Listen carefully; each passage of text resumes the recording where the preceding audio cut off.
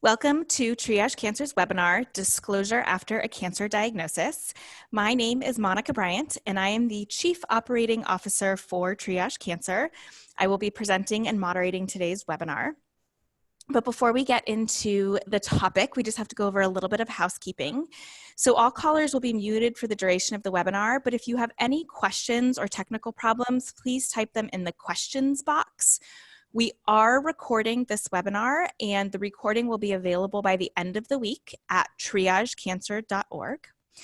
If you are calling from a different phone number from the one you registered with and you're not logged onto the computer, you may end up receiving an email indicating that you didn't attend today's webinar.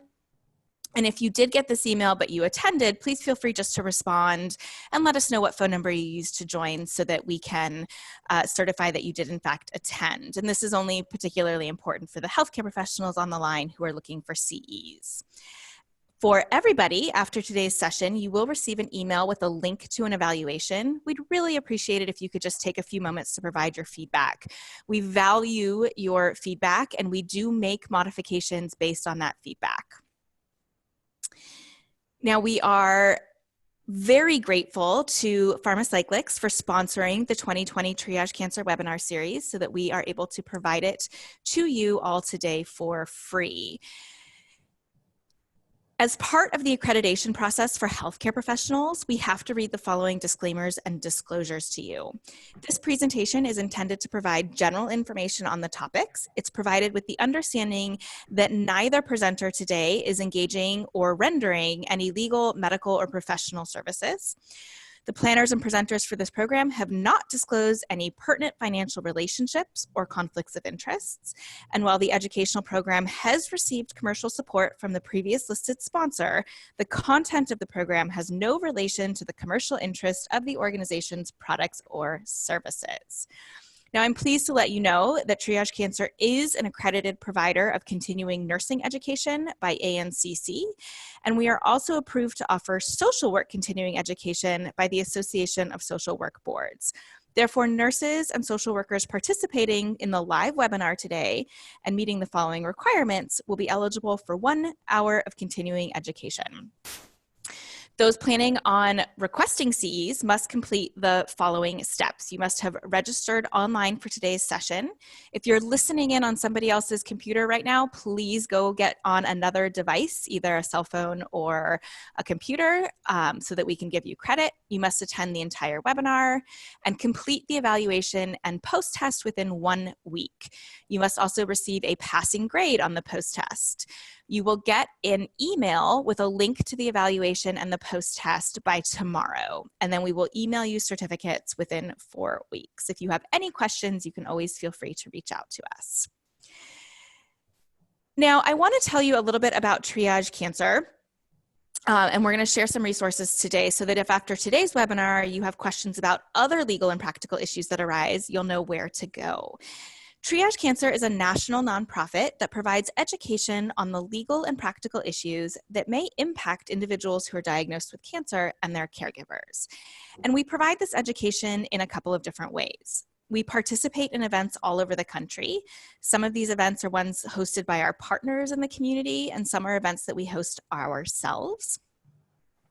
The Triage Cancer conferences are day-long events hosted in different cities each year. This year will be in Oakland, Atlanta, and Chicago. And we welcome patients, survivors, caregivers, advocates, and healthcare professionals. We also provide free CEs to nurses and social workers at these live events. And if you're interested in more information or registering, you can go online. We've also developed an advocate training to train people who are interested in getting more involved in advocacy efforts on behalf of the cancer community. This is an application-based program and is closed for this year.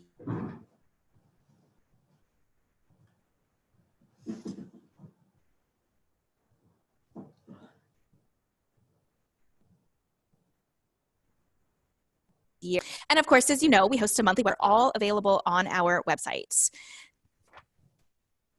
We also host 2 educational programs that are specific to healthcare providers. The first is the in-service for healthcare professionals on navigating work and insurance. And the second is the Triage Cancer Insurance and Finance Intensive. And this is a comprehensive certificate program where we do a deep dive into health and disability insurance and finances. And you can get more information and register for any one of these programs on our website under the Events tab. Now, in addition to our events, we offer a number of educational materials and resources online. Our quick guides are designed to be a snapshot of a particular topic. They cover a variety of topics, and we're frequently adding new titles. We also have checklists and documents designed to help with the legal and practical pieces. These can all be downloaded for free on our website, or you can order hard copies of these materials as well. Now, we recognize that people learn in different ways, and so we've created some animated videos on cancer survivorship topics, on health insurance issues and understanding how to pick a plan, clinical trials, employment issues, and these videos are available in English and Spanish. We also have many of our quick guides available in Spanish as well. Now, we also realize that it can be challenging to find what you're looking for on the internet, so we've compiled the contact information for some of the most frequently used state-specific agencies. And because where you live can impact what protections you have access to, we have charts of state laws on employment, disability, health insurance, estate planning, and more. And you'll see during today's presentation where some of these things start to become particularly relevant. Now, Cancer Finances is a site that we host in partnership with the SAM Fund that provides practical information on the topics that can impact your finances. And this website is designed to guide users to the information that's most relevant to their situation. Again, we're constantly adding new topics, but we currently have topics on health insurance, disability insurance, estate planning, life insurance, caregiving resources, and family building. Now, Triage Cancer and another nonprofit called Citizen has partnered to give individuals an easy way to organize their complete health history free of charge. Citizen is a free online resource that helps cancer patients quickly and easily request their full medical records from all of their providers. And it's relatively easy to sign up for this. And so we've given you the link to do that. And of course, it's available on our website. And then finally, our educational blog not only provides information about cancer survivorship topics, but because things are constantly changing in the cancer community, this is where we are able to share late-breaking news with the community. And then our monthly e-newsletter is where we're able to announce all of our events. So again, I just wanted to spend just a couple of minutes talking about these resources. So if after today you are looking for information about other topics or more information about disclosure, you know where you can go. So without further ado, you see this is me. Again, my name is Monica Bryant, and I am a cancer rights attorney by training and Chief Operating Officer of Triage Cancer. And my co-presenter today is the incomparable Julie Larson. Julie is a licensed clinical social worker who has spent her career working in oncology supportive care.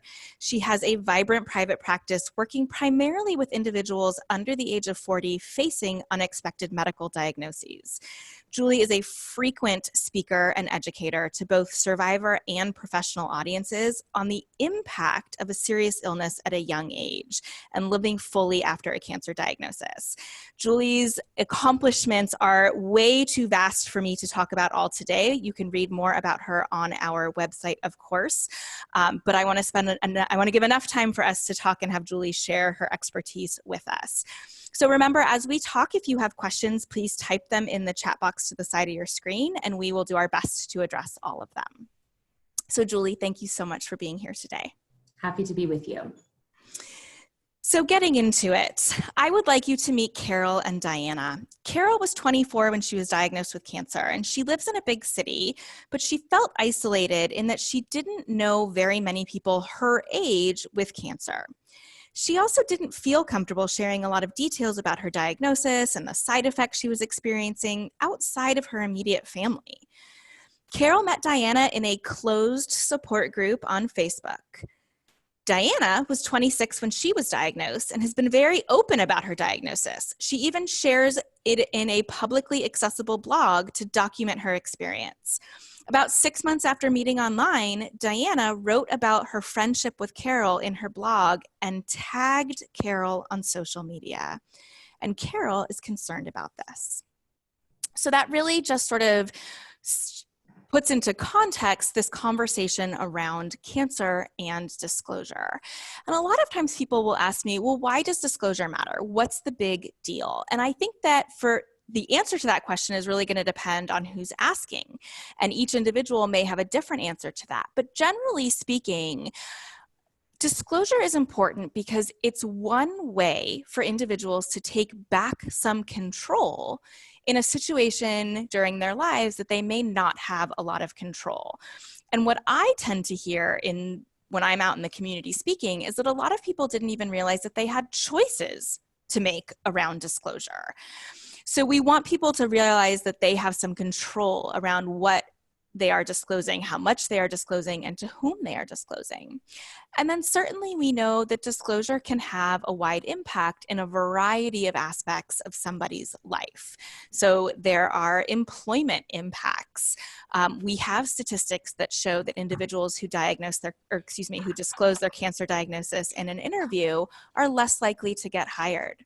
We know that it can have impacts in personal and professional relationships. Certainly, it can have some impacts in benefits like disability insurance. So we want people to be thinking about disclosure and recognizing that they have choices. Now, one of the interesting things about disclosure is that there typically aren't little neat boxes that people fall into, and these decisions aren't always linear. For some people, the thing that feels the most authentic is staying as private as possible, being a totally closed book. Or maybe it's just about having immediate family members know what's going on. For some people, they're totally open in their personal lives, but they keep the cancer diagnosis completely separate from their professional life. Sometimes it's about need to know at work. Who are the people that need to know? Everything else is going to be private. We don't need the whole team to know. And then, of course, on the end of the spectrum, we have people that are totally open books. So they're sharing it on social media, they're talking about it anytime it comes up, they're shouting it from the rooftops. But the thing that I personally want to remind everyone today about, and I'm sure Julie has some more insights to share, is wherever you are on this spectrum is okay. And even if you're an open book at one point during your experience, and now you feel differently, you can make different decisions now. Certainly, there's some practical challenges with putting the cat back in the bag, but you can dial back with some thoughtfulness and some strategy. Mm-hmm. I think that's a great point, Monica, and I'm glad that you brought up that there's no right or wrong and that you can change over time. I know that certainly in my office, the topic of disclosure comes up quite a bit. And it's very closely related, if we think about it for a second, it's very closely related to identity, right? Who am I? And how do I present myself into the world? And that is in flux for many, many people from the point they're diagnosed well into survivorship, post-diet treatment. And so who you are, how you relate and integrate your cancer experience changes over time. And you might become more open as you understand how this has affected and impacted you on many levels, or you might decide to kind of keep things more private over time.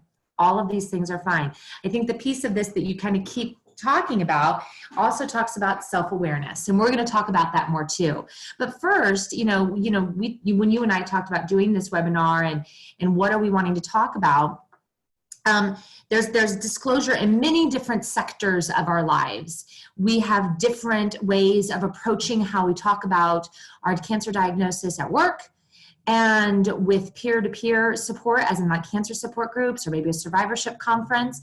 And then there's our friends and our family, the people that are living our days with us in and out, are living in and out of our days with us. So what are the benefits to sharing and talking about friends and family. And this can be a kind of a complicated group sometimes.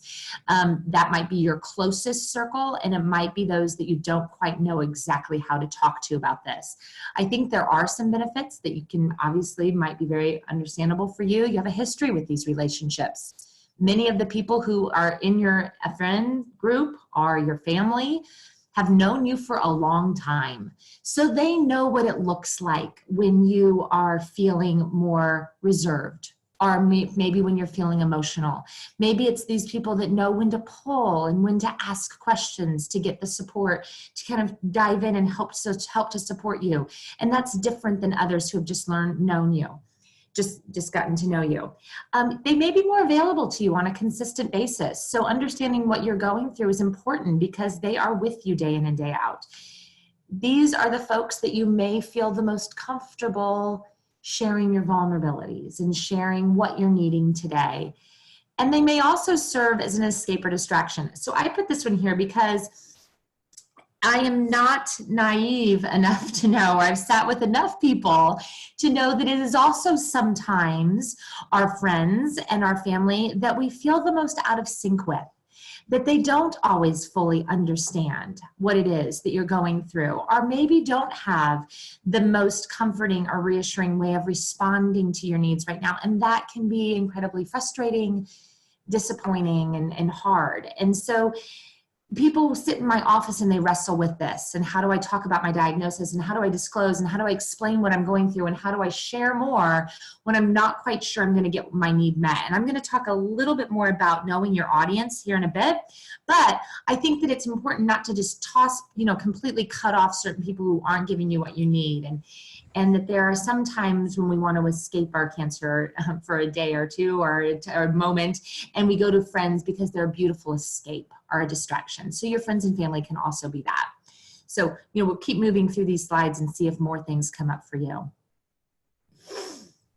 Monica, you can advance for me. There we go. So I often, when we're talking about communication, and disclosure is about identity, it's about self-awareness, it is also about communication, right? It's about talking and sharing with others.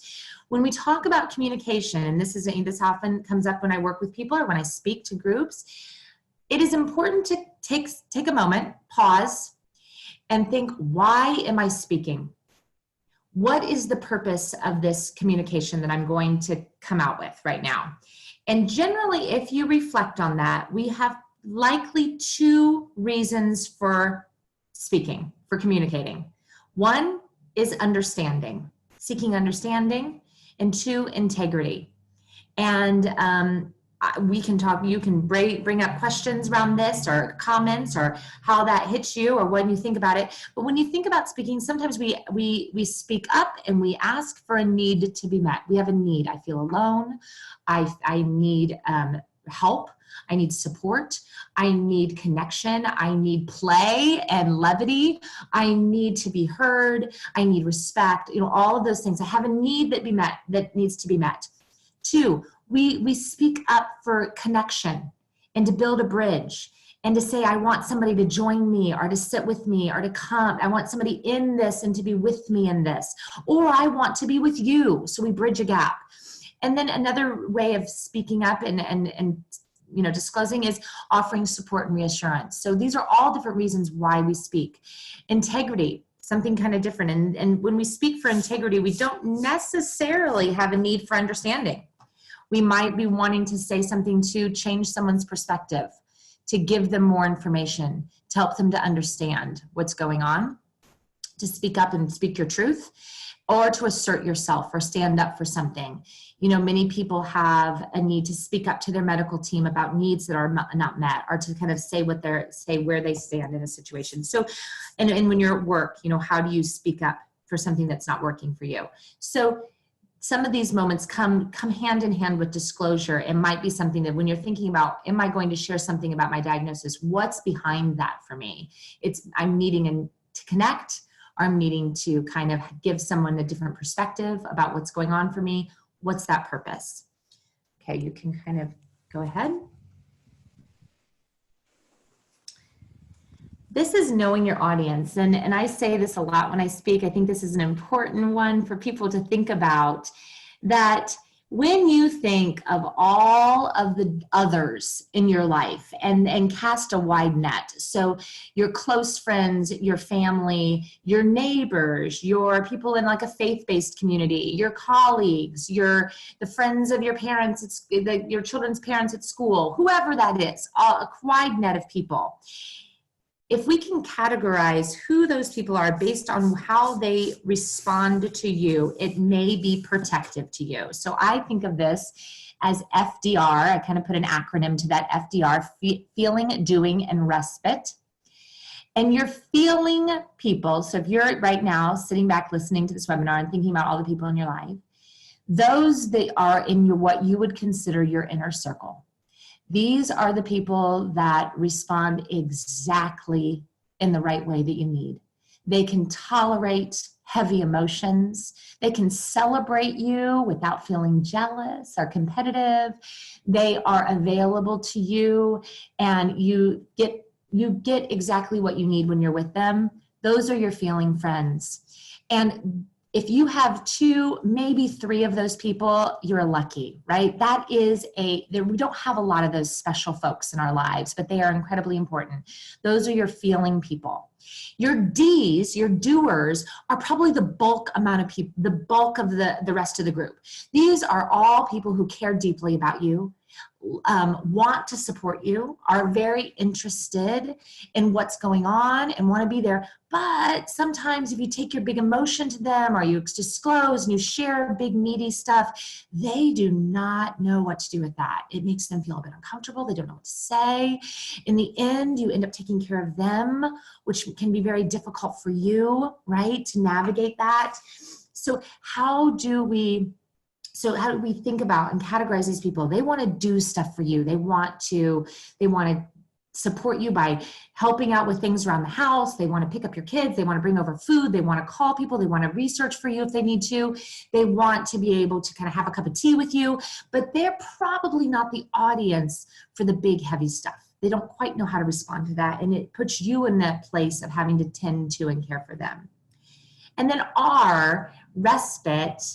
These are often the folks that maybe we feel most disappointed by, or perhaps hurt by, who, like the Ds, don't quite know how to respond, don't quite know how to handle that feeling, but they may not even ask, right? They may not even ask how you are. It might not even be on their radar.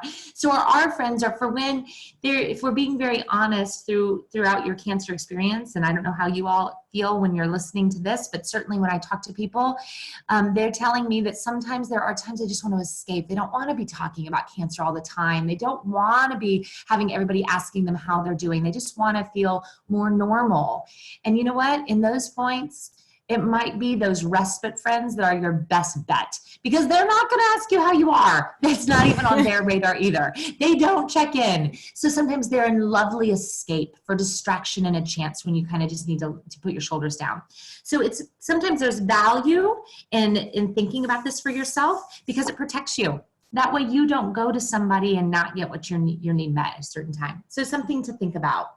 Monica, would you say anything more about that, or what comes up for you as I'm talking about that too? So I'm certainly categorizing my people into these categories as you talk. Good. Definitely. And it also brings up an interesting thought, though, because this activity is only really about the people who exist in your life right now. But can you speak a little bit to the idea of new relationships? So new people that are coming into your life, be it work colleagues or friends or romantic relationships, sort of how would you address the concept of disclosure with new people? I'm so glad you brought that up, because, I just actually had a session yesterday, and I'm working with a young girl, and she is post-treatment. Her hair is slowly growing back, but she's still wearing a wig, which is becoming increasingly more uncomfortable because she has hair. So it's sliding all around. And she's finding that she's very self-aware of that wig that's slipping and sliding. But she's back at work, and just last week they had major layoffs, and everything has changed in her workplace. So she's reporting to somebody new. The colleagues that are sitting around her are all new. She's managing a different group of people, and many of the people that are sitting around her today are meeting her for the first time with what is her wig, and it looks fantastic, but she knows it's becoming increasingly uncomfortable to wear. She's not wanting to not wear it because now all of these new people are around her who know nothing about her cancer history. And so how does she deal with that? What does she do? And so we talked a long time about that. And I think it's about, understanding what it is that you would want to say, why, and this is a process, right? When you think about from diagnosis through survivorship, your own understanding of how you have been affected or impacted by cancer changes. And that you have over time, we become more and more aware of what we've learned about ourselves along the way, and more comfortable, perhaps confident in talking about it. So this is kind of rubbing right up against that time where she's not completely emotionally ready to talk about it, but is feeling uncomfortable about this wig that she's wearing that's not really working for her anymore. So what are your strategies around that? How do you begin to maybe talk to a few people at first? And I think there is sometimes I've worked with some people in the past who have a close group of friends at work, a closer group, and they share with them, and they in some ways give them permission to share smaller bits so that you don't have to be on the line sharing with everyone, but and you trust those others to be kind of fielding questions on your behalf so that you're not having to do that day in and day out. That's some people's strategy of how to mitigate that and create a buffer for themselves. Other people have an elevator statement that they say, and then they turn the conversation and they switch that conversation back to the things that are relevant and happening at work are where they are in that time. So there's many different ways of kind of how we begin to address it and then keep moving. Well, and I think that brings up a really important point that we talk a lot about on a day-to-day basis is, we encourage people to think through these disclosure decisions and to have a plan so that you're not backed into a corner and maybe disclose something you didn't want to disclose, but also that once you've come up with all of those decisions, if you are disclosing to some people, you have to share what your strategy is so that people aren't then, inadvertently disclosing for you or sharing more than what you want to be shared. And how you over time and alone, when you practice these things, and I am not opposed to practicing them privately in your bathroom to a mirror or in the shower or wherever you might be, so that it becomes easier and easier to say out loud, how we acknowledge something and then also shift the conversation. Because unfortunately, it is often, the onus is sometimes on the survivor to direct the conversation. We don't want that. We want, everybody to kind of intuitively know where to back off and where to be gentle, but they don't. Others don't often know how to navigate this for you.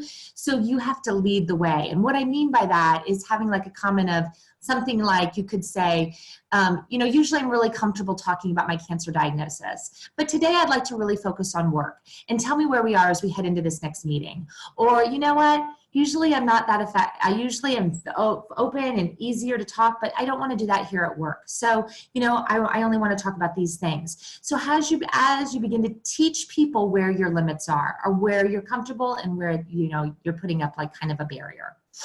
Yeah, I think that's an excellent point. Now, it made me think of one other thing that comes up a lot when I'm talking with individuals is sometimes the person who's dealing with the diagnosis, when they do decide they're going to disclose to certain people, and I think this happens a lot with friends and family, that they're sometimes put in the position of now having to console their loved ones. Mm-hmm. So here they are overcoming this really challenging thing of I'm going to share and I'm going to tell and I'm going to be open and vulnerable. And in that moment, the roles get switched. And now instead of being consoled, they're doing the consoling. Yeah. And that, yes, absolutely. And it's putting more work on you to take care of others when frankly you are just about at your capacity of caring for yourself. Right.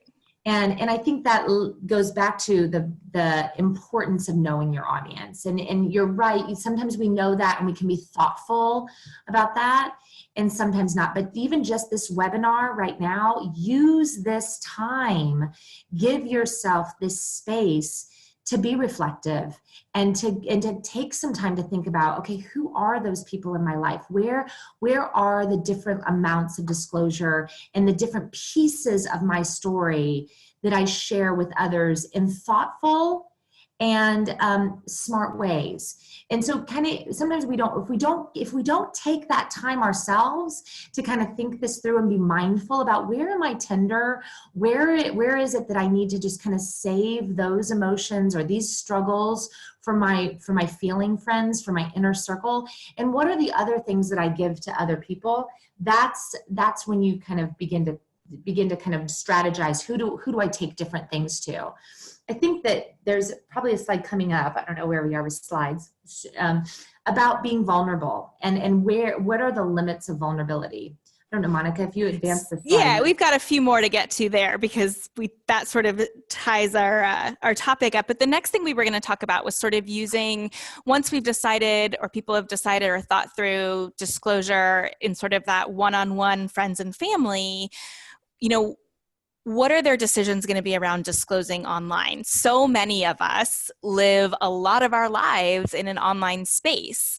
And it's not just relegated to, younger individuals. We see people of all ages using social media and the online space for a variety of reasons. And I think there are certainly some benefits to engaging online. What are your thoughts, Julie? I think that, yes, I do think that can be some benefits to engaging online. It's not all bad. It's not all bad or all good. There's a middle ground there, and it ebbs and flows depending on where we are feeling about ourselves, right? So there are, and you and you've talked about, and I like to think about this too when I speak with people, that we have many different versions of ourselves, right? And in fact, that's sometimes the criticism of social media. If we're being honest, if you read, that people are only giving their best, most sunny version of themselves. And maybe that's protective. Maybe there's something purposeful about that. But that's also something to think about for you. What version of yourself feels authentic, feels honest, feels truthful, but also feels safe for you to share in a broader way? And safety is the big piece there. I don't want people to go out and, create this sunny version of themselves that doesn't feel authentic and truthful. So find that truth for yourself, but also take some time to think about what feels safe. Because if certain information is disclosed and out there, and we forget, oh my gosh, my great aunt, Sally just also read this and she didn't know that I was doing IVF and has strong opinions about that. Or this person just learned and they didn't even know, and now my kids as friends all know. Just remembering who this is going to touch, how they're going to hear it, and what pieces of you want to give out to the broader community. And it just made me think of something else too, is that it's not always just about the information that you're putting out. So you may feel 100% comfortable with the information that you're putting out, but social media in particular also invites some information coming back at you. And maybe you don't want to hear about Aunt Sally's opinions about Love that. IVF, Yes. And so I think that's another important piece to think about of, okay, if I put this out there, am I okay and prepared for all the possible things that might come back at me? And maybe some of those things that come back at you are exactly what you need. Right. You need that reassurance, and you need that support, and you need that validation and empowerment and encouragement. And so that's why I think that it's not all bad. There can be a lot of value in that, in reaching into the deep corners of all of our life, right? To kind of seek that support. But I think there is value in kind of being thoughtful about how might this hit other people too, and what will that feel like when suddenly there's exposure? Yeah. And I think that it's important to remember that nothing of what we say is black or white, right? There's gray in all of it. And so in addition to finding what your truth is, I think it's important to remember that people can still reap all of the benefits of online support, but still maintain privacy if that's what feels right to them. And there are some tools that we know of that exist to allow you to do that. So one tool is My Lifeline, which is a online support system that has some higher levels of privacy than some other sites, let's say Facebook or Twitter or Instagram.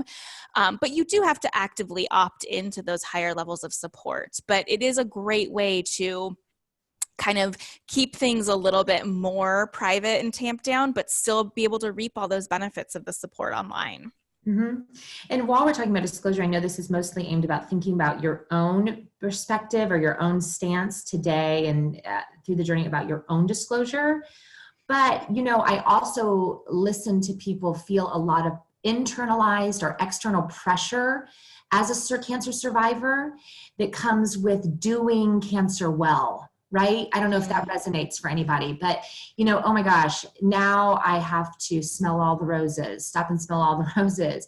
I have to have this grand new perspective about my life. I have to juice and I have to drink green tea and do yoga, every 30 minutes. All of these things of doing cancer well and keep my stress levels at bay.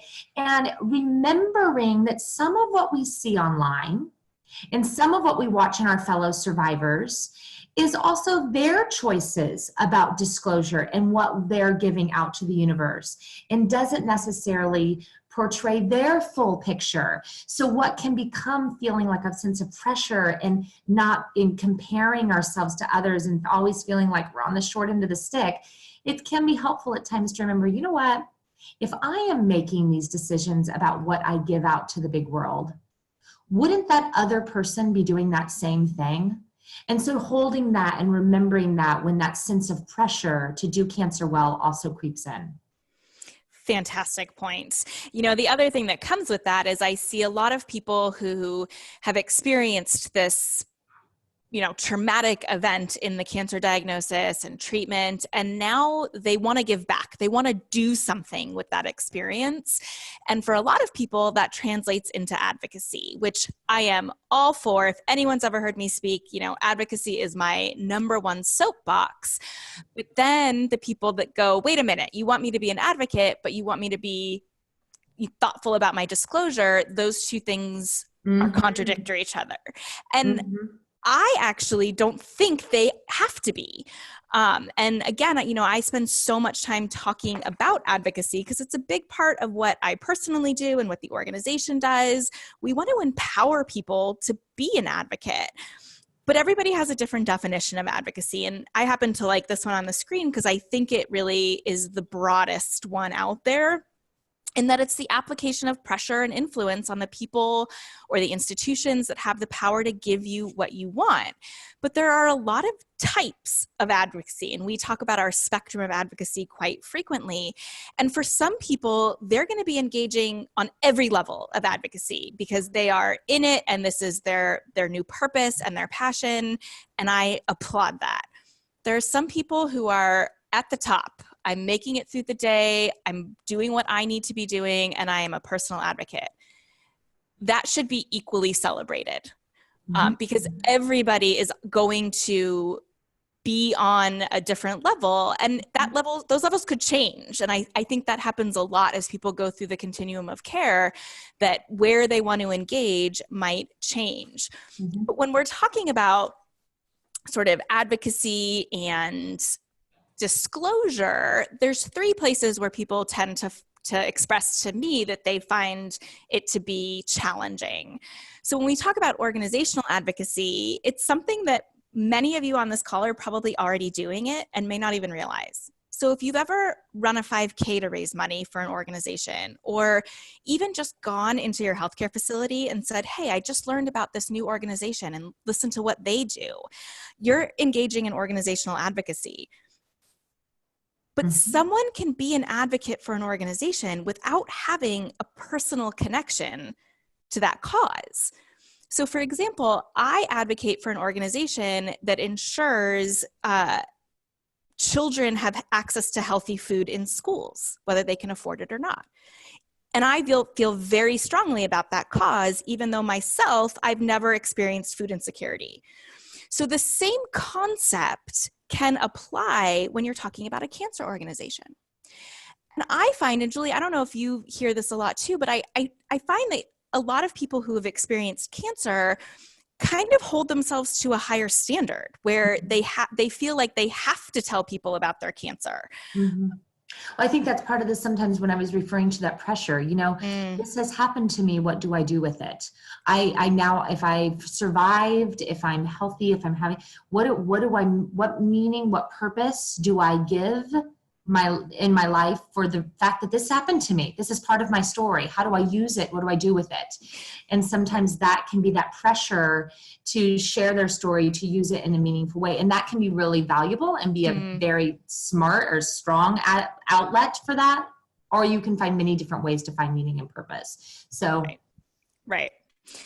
So the next level of advocacy that people tend to say sort of butts up against maintaining privacy is media advocacy. And this tends to be a little bit scary for a lot of people because certainly there are some people on one end of the spectrum, think about my example earlier, where they're going to write blogs or an op-ed to the newspaper or, you know, show up on talk shows to talk about their experience. And that's awesome. And I'm sure is going to be impactful because personal stories are really helpful to illustrate what's happening in the healthcare arena. But that doesn't have to be the only way to engage in media advocacy. So if you use social media and you share a resource or a link to an article, that's media advocacy. And it can be very impactful without necessarily sharing the details of your experience. For example, Triage Cancer can post a blog about the status of the Affordable Care Act and what's happening with that case in the Supreme Court. That's going to be relevant to anybody who uses healthcare, which PS is all of us. So it's not just people with cancer. And so that's a way to engage in media advocacy without necessarily running contrary to your feelings about disclosure. Mm-hmm. Now, we're going to talk a little bit more about legislative advocacy in a second, but this is just an example of where types of advocacy can overlap. So social media, although sometimes I say I wish people were less engaged on social media, it can be a really wonderful tool to engage with elected officials. And even before this current president, we were seeing elected officials using social media to spread messages and connect with their constituents. So if using social media feels right to you, that is a way to engage in advocacy from the palm of your hand, but again, still maintaining some of that privacy. And if you're interested in how to use social media and advocacy, we actually have an hour-long webinar that we did with another organization archived on our website. But that brings us to legislative advocacy. And again, if you've ever heard me speak, you know that this is absolutely the soapbox issue because legislative advocacy is about working to achieve some sort of legislative outcome. And this could be about getting a member of Congress to introduce a bill. It could be about getting a governor to increase funding for early detection, screening. It could be about, you know, a resolution declaring the importance of cancer research.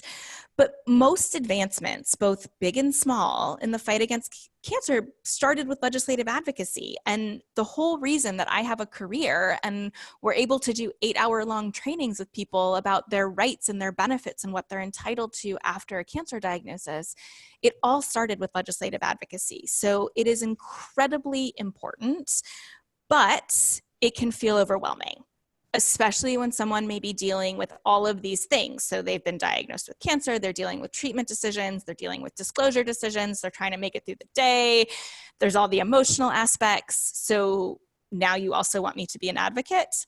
I get it, I recognize it, but I think that it is incredibly valuable if somebody has the space for that in their lives. And it doesn't necessarily have to be overwhelming. So somebody could be an advocate on their own. There's many organizations that have advocacy efforts. But the simplest way for you to be involved is to vote. And this is something that sounds so simple, but yet it is one of the most powerful things that we can do as an advocate. And guess what? It is 100% private, unless you choose to make it not private and disclose who you vote for. But this is incredibly important, and I want to encourage people to have their voice be heard, even if they want to maintain all the privacy out there. So I'm stepping off my soapbox now, and I want to just sort of transition into making disclosures at work, because certainly for a lot of people, work takes up a good portion of our day. And people feel very differently about work. And so there's a real concern for a lot of people that I talk to about this idea of disclosing. And again, like many of the things we talk about, there's no one size fits all to disclosing or not disclosing. And there's going to be some questions that you probably want to think through before you make any sort of decisions. And I've laid them out here. And this is actually from the Triage Cancer Quick Guide on Disclosure. So if you want copies of these questions, you can download that from our website. But these are sort of all the practical questions that you need to ask about. So there are some legal benefits that you might be entitled to. And if you want to access those benefits, you may have to share some information. But of course, not all of these decisions are about the practical pieces. There's certainly some emotional aspects that are involved too with disclosing at work. So Julie, I don't know if you can speak to why someone may or may not want to be disclosing at work. Well, and depending on where you are emotionally with your diagnosis, you might feel like you want people to understand why you're quiet or what's going on. It's where are you in your own process with this emotionally? People can feel a sense of fragility and wanting to kind of talk about accommodations, whether that's dealing with long-term side effects, all of these different things that can bring up tender and emotional, vulnerable conversations. I think this always goes back to when we're thinking about emotions, and as we're thinking about emotions at work, it comes back to preparing and having a safe space before maybe you're at your job, before you're in the office with your supervisor, your manager, or somebody important, where you're practicing that, where you're allowing that emotion to be present and to be acknowledged and to kind of be honored, because it makes sense that you would feel nervous, uncertain, scared, sad, all of those feelings, but that there needs to be a space to be able to have that, honor it, and then get grounded and feel prepared as you walk into the conversation at work. So how you navigate that, what you do to take care of yourself begins with preparing, but then also is thinking about when the conversation is over, or when that moment is all, when I've been confronted by a colleague, how do I care for myself after that? Because you could have a confrontation at work that you don't expect or is unexpected, could leave you flustered, could leave you in a place you didn't anticipate being. How do you care for yourself after that? Can you take a walk around the block? Can you go to the bathroom stall and just breathe?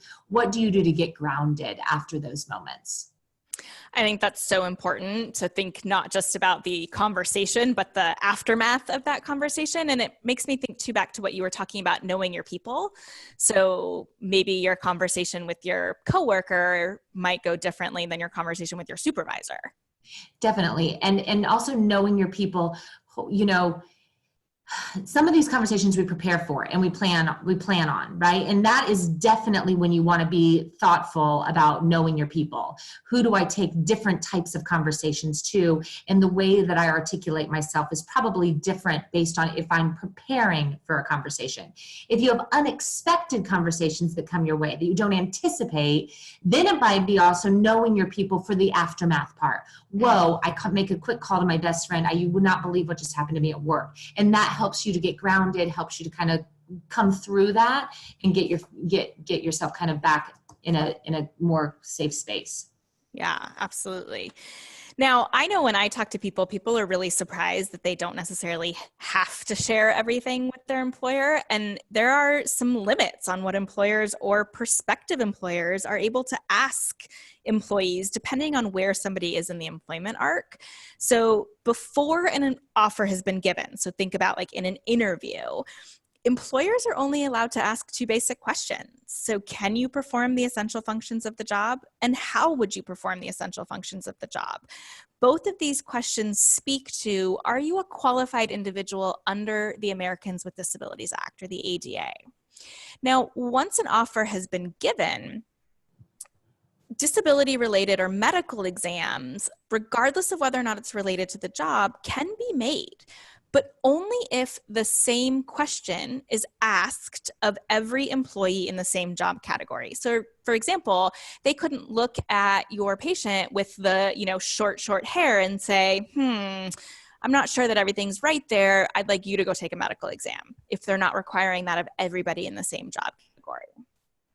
Now, once somebody has been at a job, employers are only allowed to make disability-related inquiries or require employees to take medical exams if it is job-related and consistent with business necessity. So, for example, it would be permissible to ask a school bus driver to take an eye exam every year to make sure that they can safely drive children.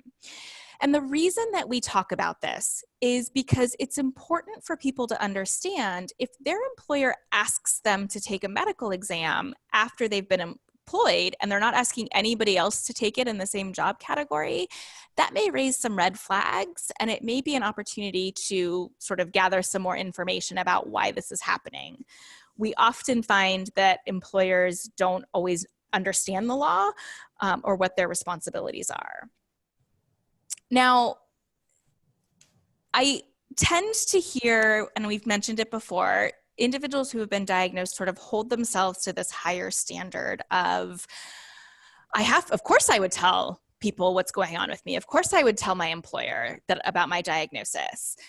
But under the law, people are generally not required to disclose the specifics of their diagnosis, or any of their medical information for that matter. But they may have to disclose some information to use the ADA's protections to ask for a reasonable accommodation or to ask for medical leave. And this is an important distinction because for a lot of people, sometimes keeping the specifics or the details about their diagnosis is important to them, but they shouldn't forego the access to these benefits because they want to maintain their privacy. So that leads us into the conversation around, okay, if you're going to ask for a reasonable accommodation or medical leave, what are your employers entitled to ask? They're allowed to ask you to have a medical certification form filled out. But we definitely suggest that people talk with their healthcare teams about what they are disclosing and what they are not disclosing at work before they ask them to fill out this medical certification form. So a lot of times we hear stories from healthcare providers where they said, like, a patient just handed us this form and said, here, can you fill it out? Well, if there's no other information, I'm going to put whatever their diagnosis is. But if somebody doesn't want to disclose a specific diagnosis, their healthcare team needs to know that, so they don't include the specific diagnosis, but still include enough information on the medical condition or the side effects so that they can access these protections. And where this distinction becomes important is oftentimes somebody needs a reasonable accommodation or needs medical leave due to the side effects of treatment, not necessarily the cancer itself. And again, I realize that some people may think that's splitting hairs, but for somebody who feels strongly about maintaining their privacy at work, this is an important distinction. Now, under the ADA and the FMLA, sometimes employers will use their own forms, and sometimes employers will ask for more information than they're entitled to. So again, we want people to be talking with their healthcare team so that there isn't an inadvertent disclosure, but also to know that the Department of Labor has a model FMLA form. It's a 4-page form. It's available on the Triage Cancer website for download as well. And somebody can feel confident that this form is in fact what employers are entitled to know. The one sticking point for this form is that it does have a line for the healthcare provider who's filling out the form to include their type of practice or specialization. So if you hand the form to your oncologist and there's no other conversation, the oncologist is probably going to write oncologist, and that then shares some information with the employer. But we've heard oncologists say, well, if a patient expresses their concern about disclosure to me, I would write internal medicine. Completely truthful and honest, but maintains privacy. Now, this also comes up if somebody's going to a particular facility that has cancer in its name or in its address. So what do you do then? Generally, the recommendation is to think about what is the actual need for leave. So for example, fatigue or nausea or neuropathy. Are there other medical providers that can speak to those particular side effects that could fill out the form for you. So for many of those things, a primary care physician could in fact speak to those issues. And then again, that maintains the privacy, being totally honest and truthful, but keeping that control and that privacy. So when we're talking about what employers are in fact entitled to with respect to information, there are some pretty strict rules. So employers cannot ask for copies of medical records. They shouldn't be putting your medical information in your regular file that's accessible to anybody. And they shouldn't be contacting the healthcare professionals that fill out the forms. There are two exceptions to that rather. So under the FMLA, employer can contact a healthcare provider to authenticate or clarify the form. Now, authenticate means, healthcare professional, did you in fact sign this form or was it forged? And clarify means, I can't read what you wrote on line 3. Not, can you clarify what you mean by fatigue? And we hear stories of this all the time where employers are contacting healthcare professionals asking for more details and more information. So this is just sort of an awareness piece and a nod to the idea that we really want healthcare teams and patients to be communicating about disclosure. So, Julie, can you just talk a little bit more about this concept of when you're deciding about who to disclose and what to disclose, how you can prepare for these really challenging conversations sometimes? Yep. I think that before, when we talked about preparing, I was thinking about it in an emotional way. You know, how you kind of acknowledge and note the feelings that might bubble up for you in the process and how you care for yourself before and after those conversations. This is just maybe more practically and pragmatically, how do you prepare for conversations? Say you're going into HR, you're going into your boss, and you're wanting to ask about accommodations or you're wanting to ask about time off. For you in that preparation process, nailing down these different bullet points, what's the purpose of this communication? What is nuts and bolts, black and white? Why am I doing this? Maybe it might be I'm asking for accommodations about my workspace. What do others need to know? So in order to get an accommodation, kind of bouncing back to what Monica just said, there are certain pieces of that information that they're going to need in those forms that they need to know in order to give that entitlement to you. What do others maybe want to know? Okay, so maybe this perks their curiosity. They're wanting to know a little bit more, but that doesn't necessarily mean that they're entitled to know that. But maybe another thing that they'll want to know is, can you still do the job? Are you still going to get everything done? Are you still going to be able to do quality work? So how can you anticipate what others might want to know as you ask this and be able to respond to that in the way that you communicate the ask? So you know that these deadlines are looming, you know that this amount of work is expected of you. So how do you respond to that, maybe without even being asked? Because that is other information that perhaps they would want to know. Can you give some thought to what will stop them from listening? You know, a lot of times when people are asked a lot of things, or they're met with complaints or constant requests, it stops employers sometimes from listening, or bosses from listening. So they can be much more open often and engaged in the conversation if you're not only explaining what you're needing, but you're problem solving alongside them. You're coming up with solutions, you're coming up with ways to kind of find your way through this. So thinking about what will stop them from listening and how will I keep the conversation open and engaging.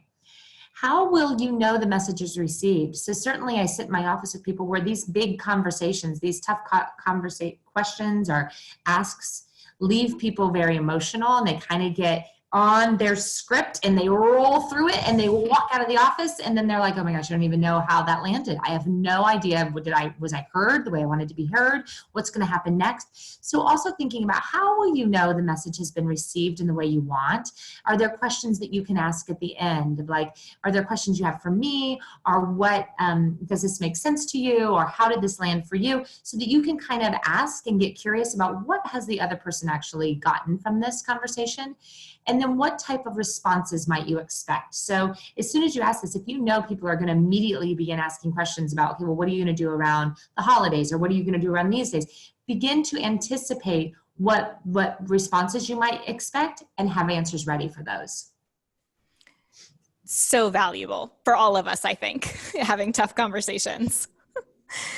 So to throw another sort of wrench in this conversation, sometimes even when people have done all the work and have thought through their disclosure decisions and have a plan and have practiced and have done all the things that we've suggested, unintentional disclosures still happen. And we often see this happening where other people in your life may share some information. So maybe that's, again, being tagged on social media in a post about cancer survivorship, or your loved ones seeking out support for themselves, but then they've now shared more than you planned on sharing. So I think that goes back to the communicating with others about what you're disclosing and what you would like them to disclose or not disclose. Another place where we see it happening more and more often is with crowdfunding or online fundraisers. Typically with online fundraisers, all of the details that somebody includes in that fundraiser is going to be Googleable. So if a potential employer is doing a check and Googles you, that might come up in a crowdfunding. Certainly with new relationships, that might be something that somebody finds. There are also some practical pieces and challenges with crowdfunding. We do have a recently released quick guide that speaks to some of those if anybody is interested. And for the sake of time, I'll keep going, but it is just important to remember that we can't always prepare for every contingency. So thinking through those unexpected moments and how you might respond can be really, really helpful. There are also some times when everything that we've talked about sort of gets thrown out the window and when full disclosure is incredibly important. So for example, on disability insurance applications, like that is not the time to be hiding the ball. So talking about all of the things that you're experiencing with respect to your disability that's impacting you from being able to work is incredibly important. Also, we hear a lot of times people not wanting to share with their healthcare team. So, reporting side effects. Oh, I don't want to seem like I'm complaining because of the pain, like it's fine, or the symptoms are embarrassing, so they don't want to talk about those. I also personally hear a lot from patients saying, well, of course I didn't talk to my healthcare team about my finances. Like they can't help me with that.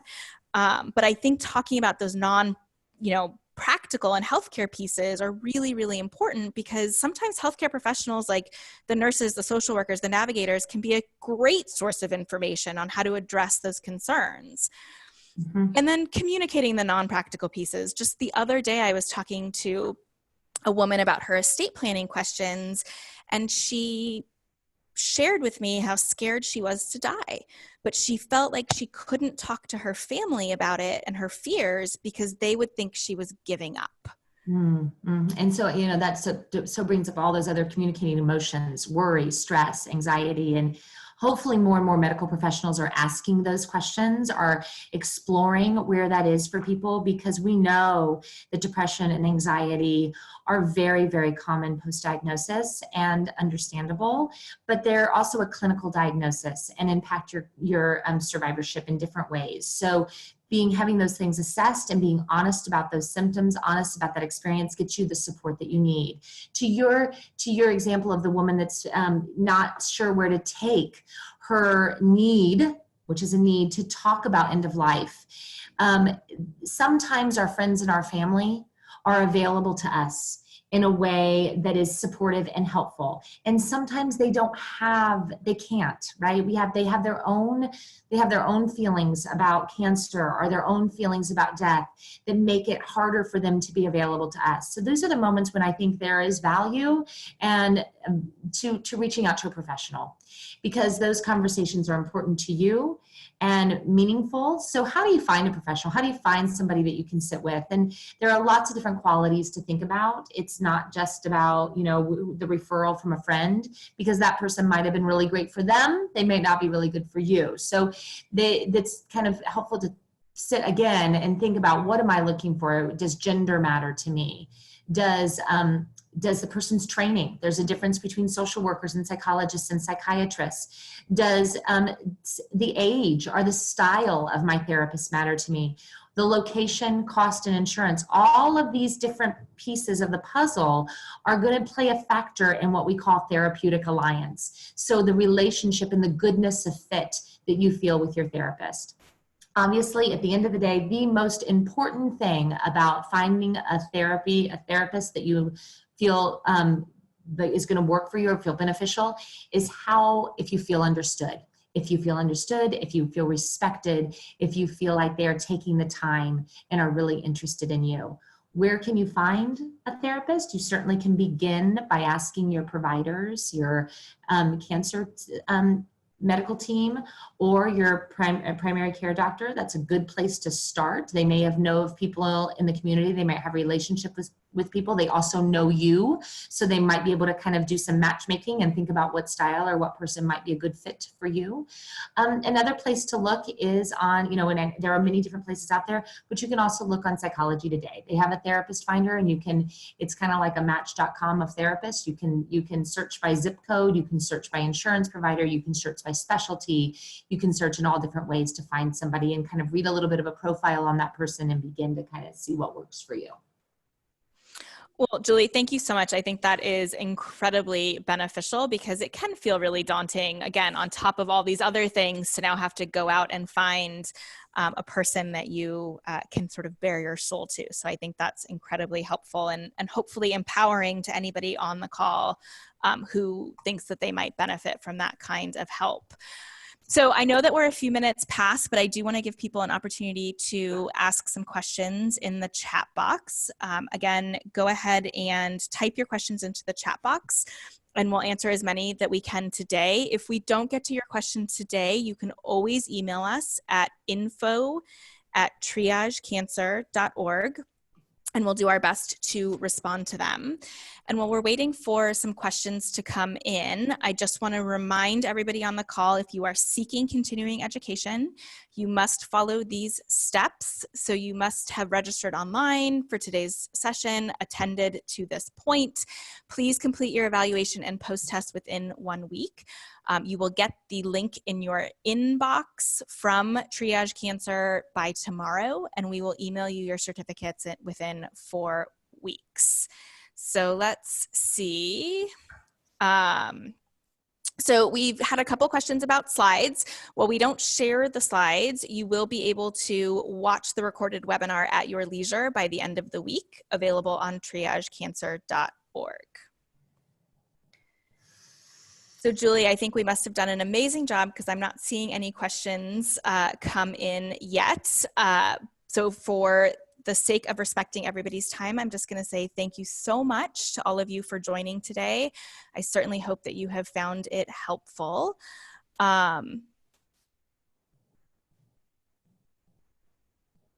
Oh, sorry, we've gotten 2 questions. So what would you say to help an employee whose HR or employer has disclosed their diagnosis? So legally, the HR and the employer are not supposed to disclose their diagnosis publicly. So the person has a couple of different recourse. If they no longer want to work at that employer, certainly they could file a claim with the Equal Employment Opportunity Commission. But filing a claim then is going to make it very challenging to continue working at that location. Not impossible, but challenging. But I think that perhaps, Julie, do you have some thoughts on maybe how somebody could address this in a more practical way? What to say when to help an employee whose HR or employer has disclosed their diagnosis? Yeah, so an employee who's told HR and then HR turned around and told everybody else. Mm-hmm. Well, I think that, that's a moment when, first of all, to feel angry and to feel frustrated about that would be understandable. So to find a place to be able to have that feeling and maybe assert that in some way that's professionally, but you don't have to lose your voice in that. But also to begin to find where how you shift gears, right? To remember that you are not only your diagnosis. You are much more than your diagnosis. To hold on to that truth, to kind of let that kind of lead you along the way, that there might be this period of time where it seems like all eyes are on you and your soul has been bared and you're naked in the room, right? Everybody's looking at you and knowing this very private, personal thing about you, but that you are way more than that.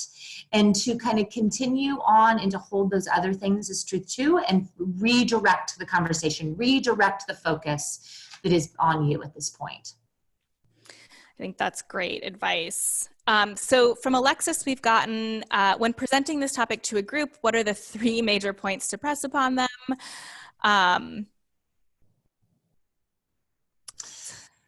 to come up with just 3. I would say that disclosure is personal. There's no right or wrong way, right? And that takes that moment of self-awareness and understanding why you would want to disclose, what's the meaning of that for you, the who, the why, and the what. I think also to say that you have choices and you are able to still access legal benefits that you're entitled to with maintaining your privacy in most cases. It's not an either or, legal benefits or privacy. And then I think also that there are resources out there to help individuals who may be trying to work their way through disclosure decisions. Dana's got a question over in the Q&A. Dana's asking about advice for mothers who are disclosing to their adult children. I think that whenever we're talking about disclosing to loved ones, particularly children, it's important to remember, adult or little, that this isn't a one-shot deal. You don't disclose once. You can think of this as a ladder. You can begin the conversation, you can put this out there, and then you can continue it over time. That as a parent, that our goal or hope as a parent is that we're an approachable parent, and that we say something once, we begin it, and then we open that door for an ongoing dialogue as more information comes up, as questions come up. As a parent, you want to feel trusted. And if we hold things back and people learn about them later, sometimes that erodes that trust. What if mom doesn't tell me this? She's not being truthful. I can't trust her. So how do we begin to disclose and share information in a way that our children can trust us, that we can handle the hard stuff? Such great advice. So with that, again, I want to be respectful of everybody's time since we've gone over. I just want to say again, thank you so much for all of you for joining us today. These are fantastic questions. And Julie, thank you so much for spending your time with us and bringing your incredible insights and expertise to this topic. So again, I hope that you will continue to engage with Triage Cancer through these variety of means, and expect to see an email in your inbox tomorrow, and have a great rest of the day. Thank you all so much. Thank you all. Glad I could join.